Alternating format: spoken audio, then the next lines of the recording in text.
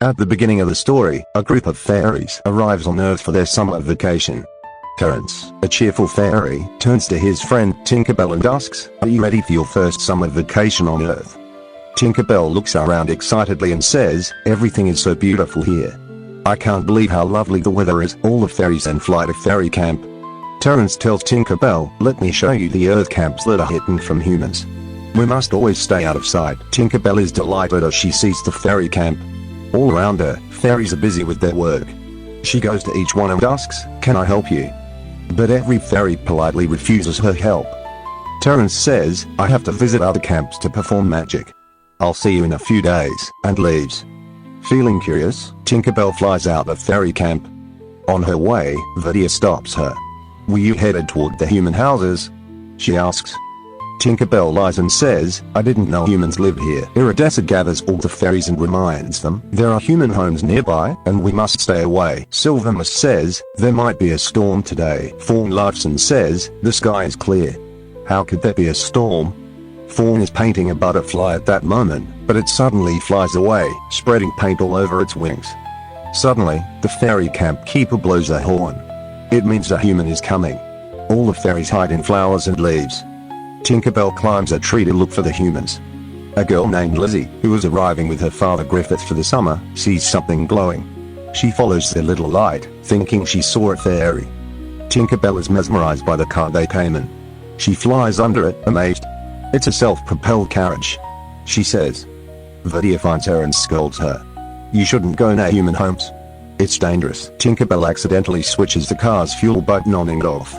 Fuel spills out and soaks Vidya completely. Meanwhile, Lizzie picks up the painted butterfly and asks her dad, "What species is this butterfly?" Griffith says, "Its wings are different colors. I can't identify it." Lizzie smiles and says, "Maybe a fairy painted it." Her father replies, "Fairies don't exist, Lizzie." Lizzie asks to go for a walk, but her father says he needs to complete his field journal. He promises to return before bedtime. After they leave, Tinkerbell says, "Vidya, you can fly now." Vidya replies, "My wings are wet. I cannot fly." So Tinkerbell walks with her. Meanwhile, Lizzie builds a tiny fairy house under a tree and leaves it there. Tinkerbell and Vidya spot their little house.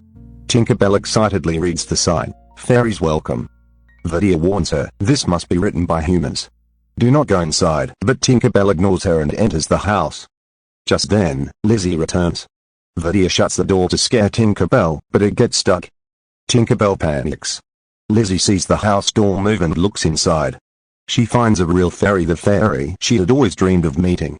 Excited, Lizzie runs to tell her father. Vidya follows, trying to stop her. But Griffith is too busy and doesn't listen.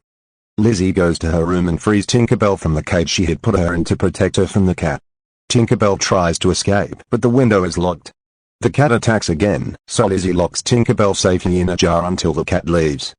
Tinkerbell cannot open the jar. Meanwhile, Vidya reaches fairy camp and tells everyone Tinkerbell has been captured. All the fairies panic. Rosetta says, "We must rescue her right now." But heavy rain begins. They cannot fly. So Clark suggests building a boat using leaves and sticks. They work together and build a leaf boat to sail across the flooded fields.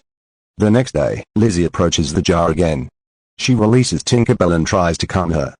Lizzie says, "I won't hurt you. I love fairies. Look, I've drawn so many pictures of you." Tinkerbell tries speaking, but Lizzie can only hear a tiny bell-like sound. Lizzie shows her the fairy house she built. Tinkerbell is impressed.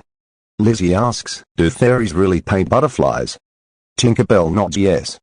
From gestures, Lizzie learns Tinkerbell's name. She becomes happier than ever. Later, Griffith comes in. Lizzie hides Tinkerbell and tells her that she was talking to her drawings. Griffith hands her an old field journal and tells her to write scientific observations, not fairy fantasies. Outside, the fairies continue sailing, but their boat approaches a waterfall. Silvermus uses her powers to save everyone.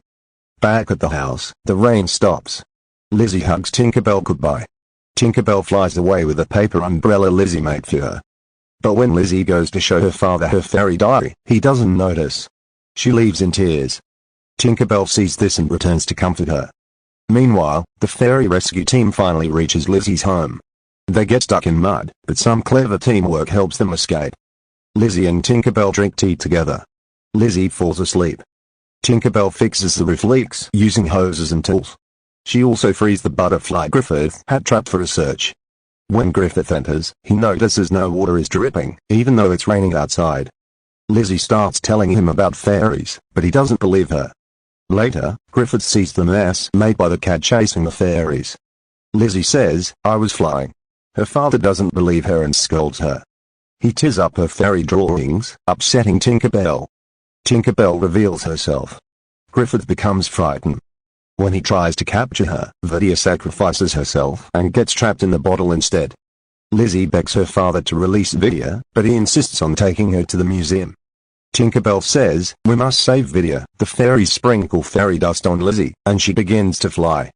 Together, they chase Griffith car to the city. They reach just in time. Tinkerbell sabotages the car and stops Griffith. Lizzie flies in front of him, and for the first time, Griffith believes. He releases Vidya and apologizes. The next day, everyone drinks tea together: Lizzie, Griffith, Tinkerbell, and all the fairies. Terence returns, and everything is peaceful again.